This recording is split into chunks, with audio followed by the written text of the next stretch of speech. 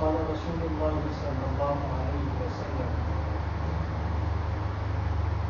نعمتان مغبوب فيهما كثير من الناس الصحة والفراغ أو كما قال عليه الصلاة والسلام.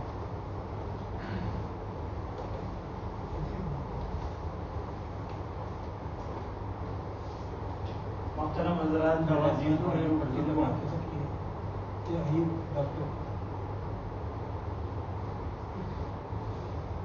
دنیا کی بھی اپنی ایک حقیقت ہے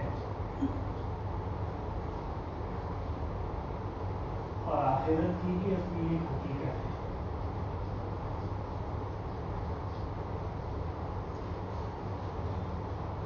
فرق اتنا ہے کہ دنیا ختم ہونے والی ہے اور آخرت ہمیشہ ہمیش کی ہے، کبھی ختم نہیں ہوگی.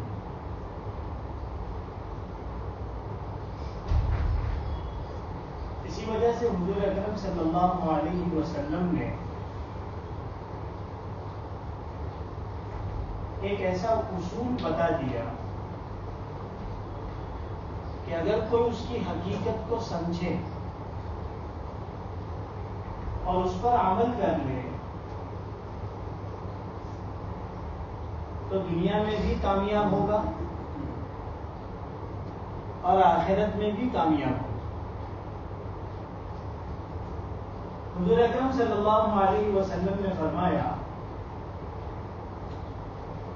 اعمل لدنیاک بقدر بقائک فیہا واعمل لآخرتک بقدر بقائک فیہا. اصول ایسا ہے جو سمجھ میں آنے والا ہے بشرطے کہ ہم سمجھنے کے لیے تیار ہیں. آپ نے فرمایا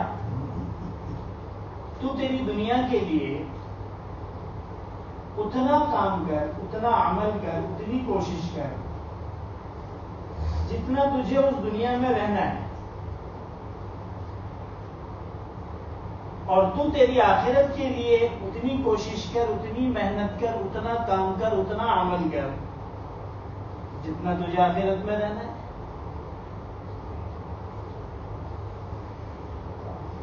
ایک لاجیکل بات ہے، سمپل سی بات ہے. میں نہیں سمجھتا ہوں کہ اس اصول کو سمجھنے کے لیے کسی فن کے ماہر ہونے کی ضرورت ہے یا کوئی خاص مقدار علم حاصل کرنے کی ضرورت ہے. ایک ناواقف اور ایک انلٹریٹ جاہل شخص بھی اس اصول کو آسانی سے سمجھ سکتا ہے کہ جتنا دنیا میں رہنا ہے اتنا دنیا کے لیے کام کرنا ہے اور جتنا آخرت میں رہنا ہے اتنا آخرت کے لیے کام کرنا ہے.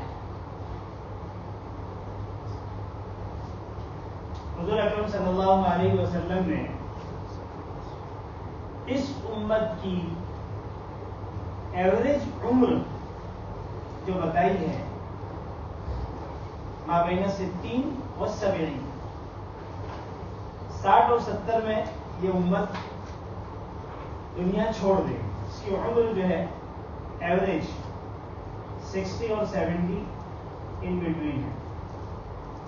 اور ہم دیکھتے بھی ہیں کہ عام طور پر لوگ اس عمر میں جا کر اس کے آس پاس یا کچھ زیادہ کچھ کم دنیا سے رخصت ہو جاتے ہیں.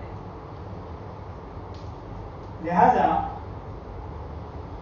اصول کا تقاضا یہ ہے، اللہ کے رسول صلی اللہ علیہ وسلم کے فرمان کا تقاضا یہ ہے کہ آدمی اتنی محنت کرے کہ اس کے 60-70 سالہ زندگی کی ضروریات پوری ہو جائے.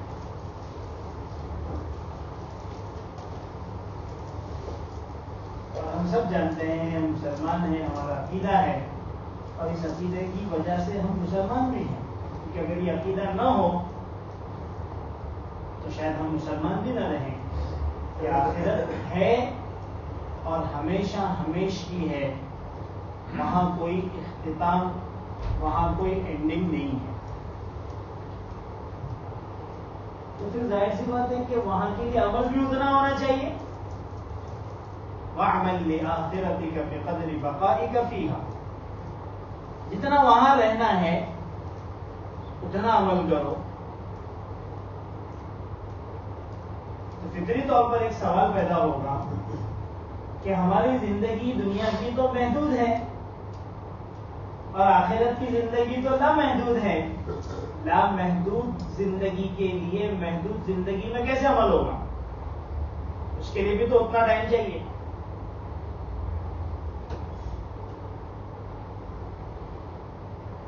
آسانی طور پر اس کو یوں سمجھا جا سکتا ہے کہ دنیا کے مقابلے میں آخرت کے لیے زیادہ عمل کرنا چاہیے. بس ہے اس کا مطلب یہ. دنیا کے مقابلے میں آخرت کو ترجیح دینا چاہیے. پرائیویٹی دینے کے لائق اگر کوئی چیز ہے تو آخرت ہے. دنیا چھوٹتی ہے چھوٹ جائے، آخرت کے معاملات نہیں چھوٹنا چاہیے. یہ ہے اس حدیث کا مطلب. اور ظاہر سی بات ہے کہ انسان عمل چاہے دنیا کے لیے ہو چاہے دین کے لیے ہو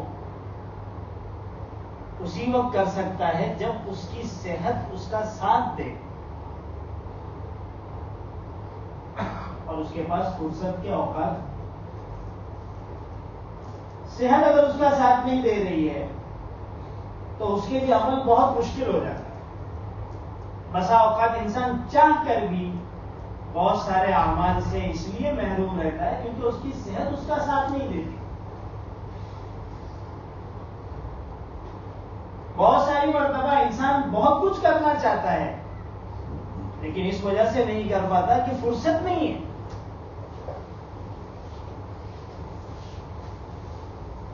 تو چاہے دنیا بنانے کے لیے ہو چاہے آخرت بنانے کے لیے ہو، دو چیزوں کی اہمیت بہت زیادہ ہے. ایک ہے صحت اور دوسری ہے فراغت، جس کو فرصت کہتے ہیں.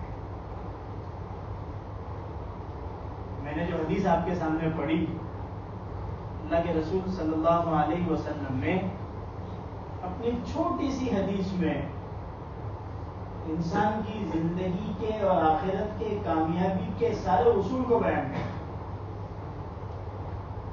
کتنی سی حدیث ہے؟ نعمتان مغبوب فیہما کثیر من الناس الصحۃ والفراغ. اگر اس کو لکھا جائے تو یہ صرف ایک لائن میں آ جائے گی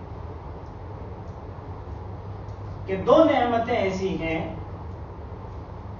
جن کے بارے میں لوگ دھوکے میں پڑے ہوئے ہیں، غفلت میں پڑے ہوئے ہیں.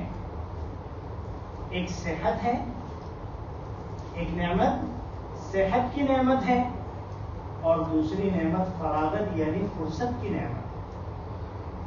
اللہ کے رسول صلی اللہ علیہ وسلم فرماتے ہیں ان دونوں نعمتوں کے بارے میں کثیر من الناس، اکثر و بیشتر لوگ دھوکے میں پڑے. محدثین نے اس حدیث کو جوامع الکلم میں شمار فرمایا. جوامع الکلم وہ حدیثیں ہیں جو بہت مختصر ہوتی ہیں اور اس کے اندر معانی کے سمندر ہوتے ہیں. چھوٹے سے جملوں میں بہت بڑی بات کہہ دی جائے اس کو کہتے ہیں جوامع الکلم. آپ نے حدیث کی کتاب کا نام سنا ہوگا ابو داؤد شریف. بخاری، مسلم، ابو داؤد، ترمذی، نسائی، ابن ماجہ، ان کو سیاہ ستہ کہتے ہیں. 6 authentic books of حدیث. اس کا درجہ بہت اونچا ہے، اس کے امام بہت اونچے درجے کے ہیں. امام ابو داؤد رحمۃ اللہ علیہ،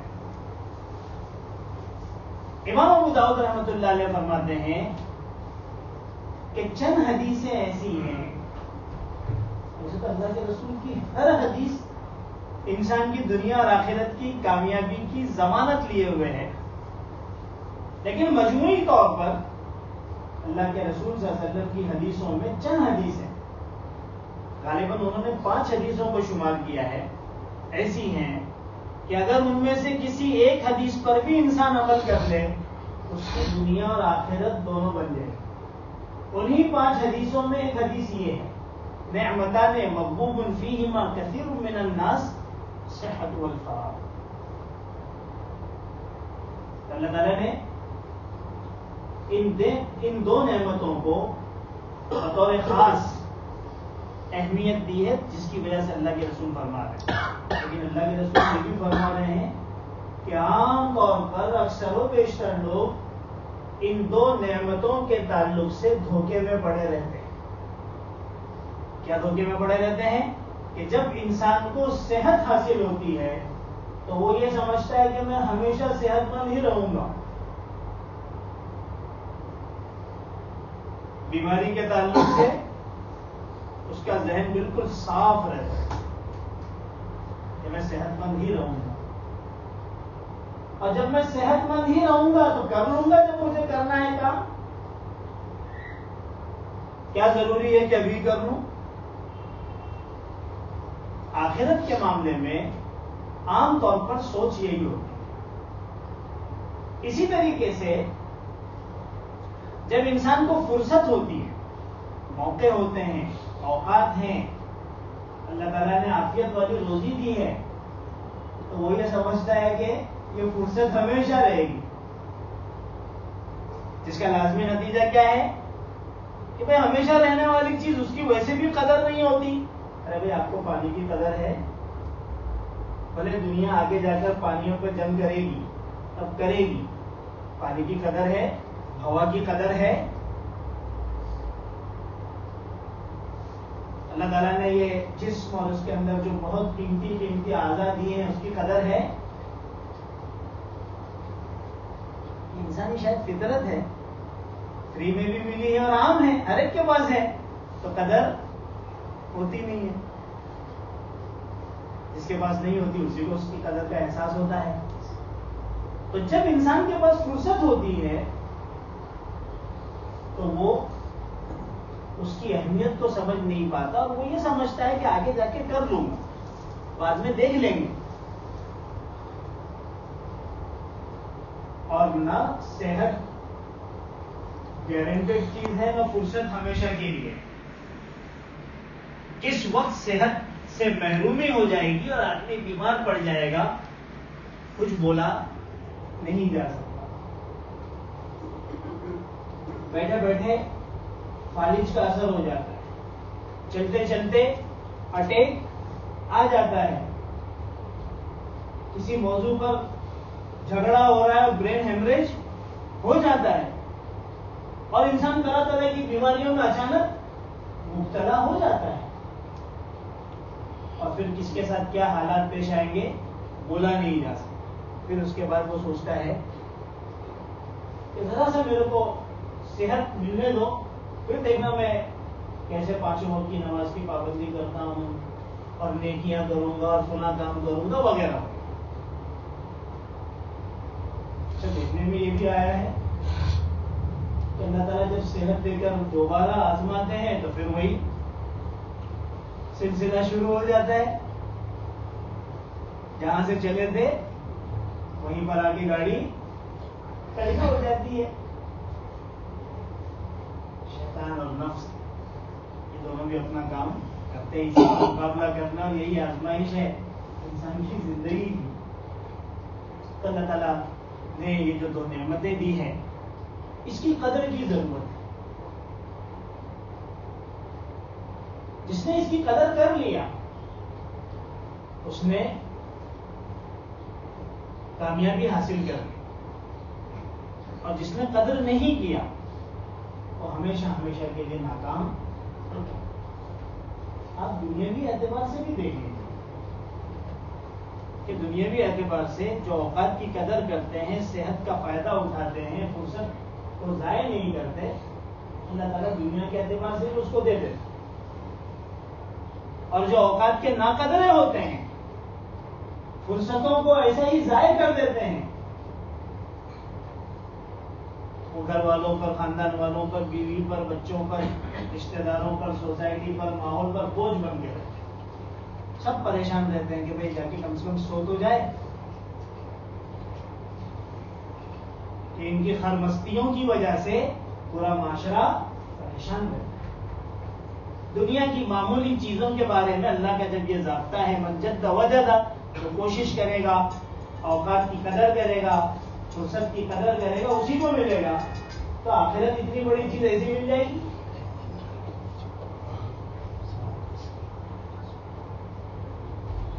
اور بدنصیبی سے اس نبی کی امت سب سے زیادہ اس معاملے میں غفلت کا شکار ہے. اس کی میں کیا تشریح کروں، اب کیوں کروں؟ بس اللہ تعالیٰ سمجھ دیتے، ہدایت دیتے کہ نہ وقت کی قدر ہے اور نہ فرصت کی قدر ہے. ہر آدمی اپنے اعتبار سے دھوکے میں پڑا ہوا تھا. حضور اکرم صلی اللہ علیہ وسلم کی صحبتوں کی برکت سے آپ کے صحابہ کو جو ان چیزوں کی قدر تھی، اس کی مثالیں آپ احادیث میں جا کر دیکھیں. ان کے نزدیک وقت کی کتنی اہمیت تھی، فرصت کی کتنی اہمیت تھی. یہاں تو گھنٹوں گھنٹوں نکل جاتے، گھنٹوں گھنٹوں نکل جاتے. حضرت حسن بصری رحمت اللہ علیہ، آپ کا نام سنا ہوگا، تابعین کے اندر سب سے اونچا مقام ہے. وہ فرماتے ہیں کہ چونکہ وہ تابعی ہیں، صحابہ کے شاگرد ہیں، حضرات صحابہ کی صحبت اٹھائی ہے، اس سے انہوں نے علم حاصل کیا ہے، تو انہوں نے صحابہ کو بہت گہرائی سے دیکھا تھا.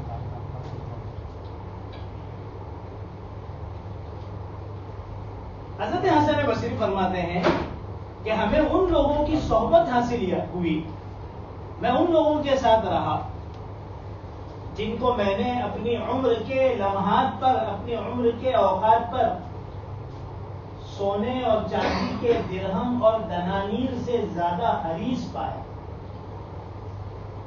یہ حضرت حسن بصری کا جملہ ہے کہ جس طرح سے لوگوں کو سونے سے، چاندی سے، پیسے سے، دولت سے محبت ہوتی ہے، وہ اس کو حاصل کرنے کے لیے تودع کرتے ہیں، کوششیں کرتے ہیں، اس کی حفاظت کے لیے کوششیں کرتے ہیں، اور کوشش یہ کرتے ہیں کہ یہ کہیں ضائع نہ ہو جائے، چوری نہ ہو جائے. سیفٹی کی ساری کوششیں ہوتی ہیں، لاکرز میں رکھا جاتا ہے، پتہ نہیں کیا کیا انسان کرتا ہے، اور کرنا بھی چاہیے. حضرت حسن بصری فرماتے ہیں اس سے کئی گنا زیادہ احرص، عربی کا لفظ ہے، بہت زیادہ حریص ہم نے ان لوگوں کو اپنی زندگی کے اوقات کے بارے میں پایا کہ بھئی ہمارا کوئی لمحہ ضائع نہ ہو جائے، کوئی ہمارا وقت ضائع نہ ہو جائے، کہ جو آخرت کے اعتبار سے نقصان دہ. اس کی میں آپ کے سامنے ایک چھوٹی سی مثال دیتا ہوں. حدیث پاک میں آتا ہے کہ حضرت عبداللہ ابن عمر رضی اللہ تعالیٰ عنہ ایک مرتبہ سفر میں کہیں تشریف لے جاتے ہوئے ایک قبر نظر آئی. انہوں نے اپنی سواری کو روکا، وہاں اترے، 2 رکعت نماز پڑھی، پھر سواری پر سوار ہوئے، آگے چل دیے. جو لوگ ساتھ میں تھے ان کو ایسا لگا کہ شاید کسی بہت بڑے آدمی کی قبر ہوگی، تو یہاں اتر کر نماز پڑھ کر شاید ایصال ثواب وغیرہ کیا ہوگا. لوگوں نے پوچھا کہ حضرت یہاں اترنے کی کیا وجہ تھی؟ تو انہوں نے فرمایا کہ جب میں نے یہ قبر دیکھی تو مجھے اللہ کے رسول صلی اللہ علیہ وسلم کی وہ حدیث یاد آ گئی جس میں آپ نے فرمایا تھا کہ انسان کے مرنے کے بعد مردے کو سب سے زیادہ جس چیز کا افسوس ہوتا ہے اور سب سے زیادہ جس چیز کی خواہش ہوتی ہے وہ یہ ہے کہ اسے 2 رکعت نماز پڑھنے کا موقع ملے. مجھے اس بات کا احساس ہوا کہ آج میرے پاس وقت ہے، تو میں نے فوراً اتر کر 2 رکعت نماز پڑھ لی کہ بھئی میں اس کا فائدہ اٹھا لوں، پتہ نہیں آگے وقت ملے یا نہ ملے. یہ ہے وقت کی قدر. اس طریقے سے ان حضرات نے اپنی زندگیاں گزاری. ایسے تو سینکڑوں مثالیں ملیں گی ان لوگوں کی جنہیں پتا تھا کہ آخرت اصل ہے اور آخرت ہی کے لیے کام کرنے کے لیے دنیا میں ہمیں بھیجا گیا ہے. جو فرصت ہے، جو وقت ہے، اس کا فائدہ اٹھا لیا. بخاری شریف کا نام تو ہر ایک نے سنا ہوگا. اس کی شرح لکھی ہے حافظ ابن حجر رحمۃ اللہ علیہ نے. بہت بڑے عالم، شافعی عالم، بہت اونچا درجہ اللہ تعالیٰ نے علم میں، عمل میں، تقویٰ میں، ہر چیز میں دیا. اس زمانے میں کوئی چیز لکھنا ہوتا تھا تو لکڑی کی قلم ہوا کرتی تھی، اس کے خط ہوا کرتے تھے جس کو باقاعدہ چھیل کر بنایا جاتا، پھر اس کو سیاہی میں ڈبو کر لکھا جاتا. تو ظاہر سی بات ہے کہ لکھتے لکھتے پھر وہ خط ٹوٹ جاتی تھی تو پھر چھیلنا پڑتا تھا. اتنا سا جو وقت جس میں خط ٹوٹنے کے بعد اس کو چھیلنا پڑتا تھا، اس وقت بھی وہ تیسرا کلمہ سبحان اللہ والحمد للہ ولا الہ الا اللہ واللہ اکبر ولا حول ولا قوت الا باللہ العلی العظیم کا ورد کیا کرتے تھے کہ میں اپنا اتنا وقت بھی کیوں ضائع کروں، میرا اتنا وقت بھی ضائع نہیں ہونا چاہیے. یہ حضرات وہ تھے جنہیں وقت کی قدر تھی. انہیں بھی جانا ہے، وہ دنیا سے چلے گئے، ہمیں بھی جانا ہے، ہمارا بھی نمبر آئے گا. اور پھر اگر اس وقت ہم یہ چاہیں گے کہ بھئی اب ہمیں موقع مل جائے تو ہمیں موقع نہیں ملے گا. قرآن کریم نے اس مرحلے کو بھی بیان کیا ہے کہ جب ایک آدمی مر کر آخرت میں پہنچے گا اور ساری چیزیں سامنے آ جائے گی، آخرت سامنے آ جائے گی، آنکھ بند ہوئی اور آخرت سامنے آ گئی اور دھوکے کی زندگی سے ہم حقیقت والی زندگی میں آ گئے. ارے بھائی سارے دھوکے دنیا میں جتنا دینا ہے دے دیجئے، آنکھ بند ہوتے ہی حقیقت کھل جائے گی. چاہے وہ دھوکہ اپنی ذات کو ہم دیں، چاہے دنیا والوں کو دیں. ایک وقت آنا ہے کہ حقیقت کھلنی ہے. تو اللہ فرماتے ہیں کہ اس وقت بندہ یہ بولے گا کہ اللہ مجھے ایک موقع دے دے، میں چاہتا ہوں کہ اب میں نیکی کروں. اور میں تو بس یوں ہی مر کر آ گیا، مجھے تو کچھ سنبھلنے کا موقع بھی ملا نہیں. وہ یہ کہے گا تو اللہ تعالیٰ فرمائیں گے کہ اس کو کہا جائے گا اولم نعمرکم ما یتذکر فیہ من تذکر وجاءکم النذیر، کیا ہم نے تم کو اتنی عمر نہیں دی تھی کہ اگر کوئی شخص نصیحت حاصل کرنا چاہتا، سدھرنا چاہتا، اپنی اصلاح کرنا چاہتا تو اس عمر کے اندر وہ اپنی اصلاح کر لیتا، وہ نصیحت حاصل کر لیتا. کیا ہم نے تم کو اتنی عمر نہیں دی تھی؟ وجاءکم النذیر، اور تمہارے پاس تو ڈرانے والا بھی آیا تھا.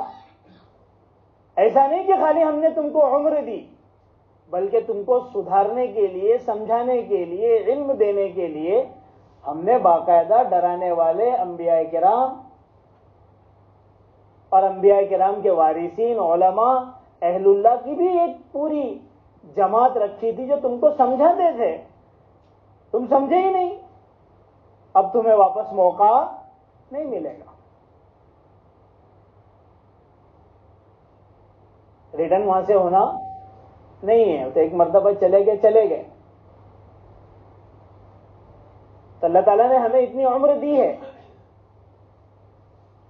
اللہ تعالیٰ نے ہمیں اتنی ساری نعمتیں دی ہیں، صحت کی نعمت، فرصت کی نعمت، دوسری بہت ساری نعمتیں، کہ ہم اس کو سمجھ کر صحیح استعمال کر کے اپنی آخرت کو بنا سکتے ہیں کہ وہاں جا کر پھر اعتراض کرنے اور اشکال کرنے اور عذر پیش کرنے کی ضرورت نہیں. ارے وہاں تو ایسے ایسے لوگ پہنچیں گے کہ آخرت میں جنت کے دروازے ان کو اپنے طرف بلائیں گے, 8 دروازے ان کے لیے کھلے رہیں گے. ایسے ایسے عمل کرنے والے وہاں پر پہنچیں گے. لیکن ہم جیسے لوگ بھی ہوں گے جا کے وہاں پر عذر پیش کریں گے کہ ہمیں موقع نہیں ملا, تو اللہ تعالیٰ یہ فرمائیں گے تم کو تو بہت عمر ملی اور تم کو تو ڈرانے والے بھی بھیجے گئے تھے سمجھانے کے لیے. وجاءکم النذیر, مفسرین فرماتے ہیں اس کا ایک مطلب تو یہ ہے کہ حضرات انبیاء بھیجے گئے. کم و بیش 1.25 لاکھ سے 1.5 لاکھ انبیاء دنیا میں آئے. صحیح تعداد تو کسی کو پتا ہے نہیں. اور انبیاء کے وارثین آئے اور ہر زمانے میں رہیں, لوگوں کو صحیح راستہ دکھاتے رہیں. بعض مفسرین نے نذیر کا, ڈرانے والے کا ترجمہ جو کیا ہے, مفہوم جو بیان کیا ہے, وہ سفید بال قرار دیا کہ تمہارے پاس ڈرانے والا آیا یعنی تمہارے اوپر سفید بال آنا شروع ہو گئے. یہ سفید بال یہ تمہیں ڈرانے کے لیے تھے کہ تمہارا اب دنیا کے اندر رہنے کا وقت ختم ہو گیا. تو سفید بال آنے کے بعد سوجتی ہے. اور مفسرین فرماتے ہیں کہ سفید بال یہ اس بات کو بتانے کے لیے ہیں, ڈرانے کے لیے ہیں کہ بھئی اب آخرت کی تیاری میں لگ جاؤ. میں نے بعض کتابوں میں پڑھا ہے کہ پہلے زمانے میں ایک عام ماحول تھا نیک لوگوں کا, بزرگوں کا, کہ جہاں 40 سال کی عمر ہوئی وہ اپنے بستر لپیٹ لیا کر, یہ لفظ موجود ہے, وہ اپنے بستر لپیٹ لیا کرتے تھے کہ بھئی دنیا کا کام ختم, اب تو بس آخرت کی تیاری کرنی ہے. تو ایک جو تفسیر بیان کی گئی ہے وہ سفید بال کی ہے. اور ایک تفسیر مفسرین نے جو کی ہے کہ نذیر ڈرانے والے سے مراد پوتا ہے, کہ جب کسی کے گھر میں پوتا پیدا ہو جائے تو یہ اس بات کا انڈیکیشن ہے کہ بھئی اب دادا اپنی جگہ خالی کر. شاید اسی وجہ سے آج کل لوگ اپنے بچوں کا نکاح جلدی نہیں کرا رہے کہ پوتا ہی نہ آئے تاکہ اپنی زندگی تھوڑی سی طویل ہو جائے. کہاں آج کل شادیاں جلدی ہو رہی ہے. تو بہرحال ایک تفسیر جو ہے وہ یہ بھی کی گئی ہے کہ پوتا جو ہے وہ اس بات کی نشانی ہوتی ہے کہ اب دادا اپنے آخرت کی تیاری شروع کر, جس کی عمر جو ہے وہ تو ہوگی, لیکن بہرحال یہ ساری چیزیں ہیں. تو بہرحال بات اصل جو کرنی تھی وہ یہ تھی کہ اللہ تعالیٰ نے وقت دیا ہے, اللہ تعالیٰ نے صحت دی ہے, اللہ تعالیٰ نے فرصت دی ہے, بہت قیمتی نعمتیں ہیں. ان نعمتوں کی قدر یہ ہے کہ انسان اپنی دنیاوی ضروریات اور اپنے دنیاوی مشاغل اور اپنے دنیاوی کاموں کے ساتھ ساتھ آخرت کے لیے خوب محنت کرے.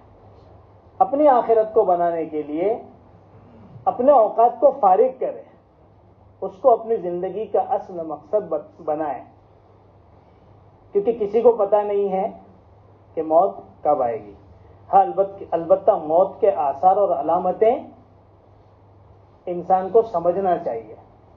چھوٹی سی بات عرض کر کے اپنی بات کو ختم کر دوں, کیونکہ ہر انسان یہ سمجھتا ہے کہ بھئی موت آئے گی جب آئے گی, لیکن موت کی نشانیاں اور علامتیں ظاہر ہو جاتی ہیں.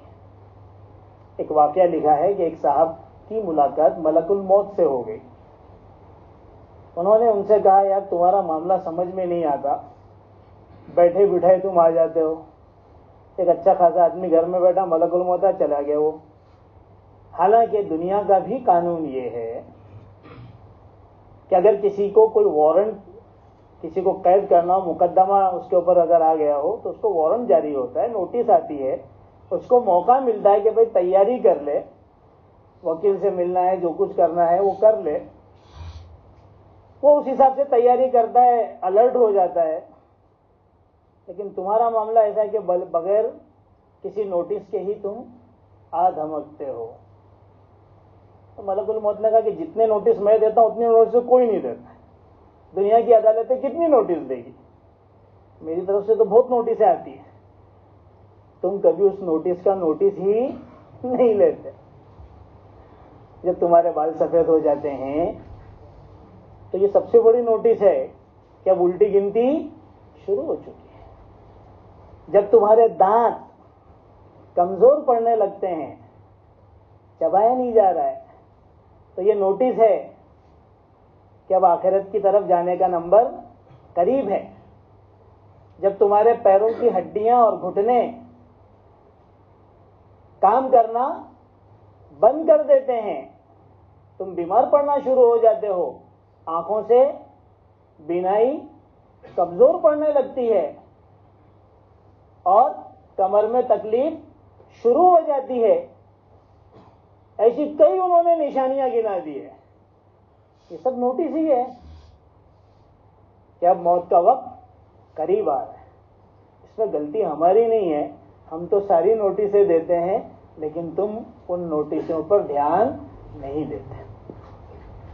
تو چاہے نوٹس کسی کی آئی ہو یا نہ آئی ہو, اسے چاہیے کہ وہ اپنی آخرت کے لیے فکر مند رہے. اور حضور اکرم صلی اللہ علیہ وسلم نے ان دو نعمتوں کا جو تذکرہ فرمایا, صحت کا اور فراغت یعنی فرصت کا, ان دو نعمتوں کی ہم قدر کریں. اللہ تعالی ہم سب کو عمل کی توفیق عطا فرمائے. وآخر دعوانا الحمدللہ.